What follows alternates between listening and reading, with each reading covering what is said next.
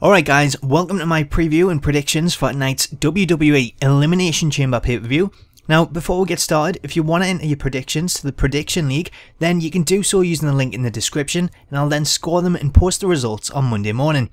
As for last month's Royal Rumble predictions, 22 out of 620 users managed to score a perfect 5 out of 5 correct results, so congratulations to everyone for the perfect scores. And now for Elimination Chamber. Now, I'm not going to cover all the matches in great detail this month, as I don't think that my voice will hold out for the entire video, so I'm going to concentrate on what I would consider the 3 main events. So before I get to those, here's my quick predictions, starting off with the kickoff match, as I've gone with Axel and Ryback picking up the win over Cody and Goldust, as I think a loss here would help set them up for a WrestleMania match if they decide to go down that route. As for Titus O'Neil versus Darren Young, I've gone with a win for Darren Young, as I think we'll see him pick up a surprise victory, something along the lines of a roll-up. In the Tag Team Championship match, we've got the New Age Outlaws defend against the Usos, and I've actually gone for a Usos win, but I think it could be a case of them winning by DQ, so the Outlaws actually retain the titles, as I don't see the point in them actually winning the titles now when they could do it next month at WrestleMania, as I think that would be much more fitting.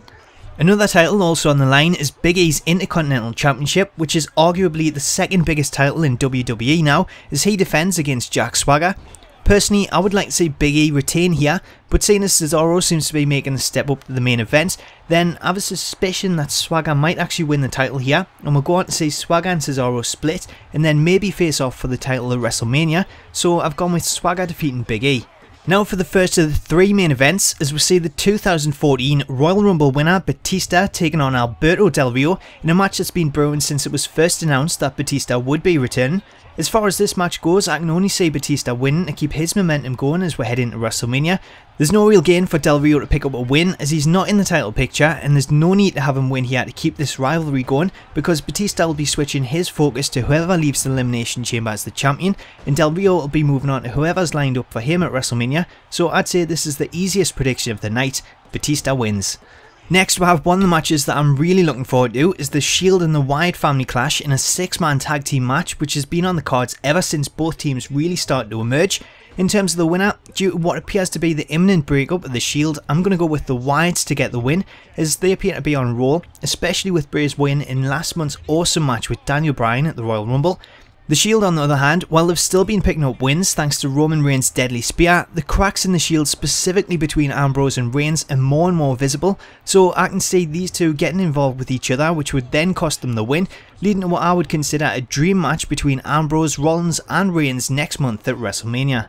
Now for the main event, the Elimination Chamber match itself, as Randy Orton defends the WWE World Heavyweight Championship against John Cena, Daniel Bryan, Sheamus, Cesaro and Christian. Now, with this match, there's obviously one outcome that's going to go down well and send everyone home with a smile on their face, chanting yes as they look forward to WrestleMania. It is, of course, a Daniel Bryan win, but I don't actually see that going to be the case here. I still fully expect Bryan to be screwed out of a win yet again, possibly down to Kane getting involved. As for the other competitors, I don't see any reason to have Sheamus get the win, and as much as I would like to see Cesaro win, especially after he got an awesome victory over Randy Orton on SmackDown and had a great match against Cena on Raw, I think his time will come later in the year.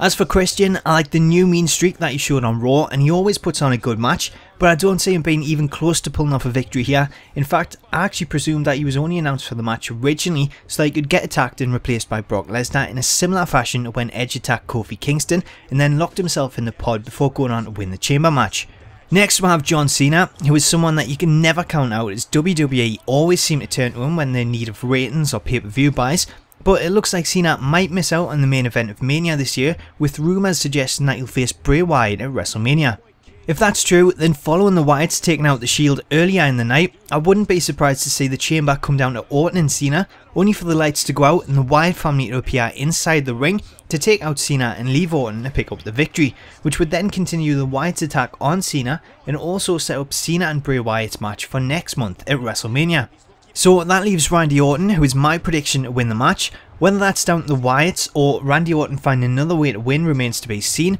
but considering Orton's recent losses, there may just be a ruse to make fans think that we will see a title change, but judging by Batista's Royal Rumble win, it seems that the plan is firmly set for an Orton-Batista main event at WrestleMania, and there doesn't seem to be any plans to change that, even if it means letting the fans down and overlooking Daniel Bryan yet again.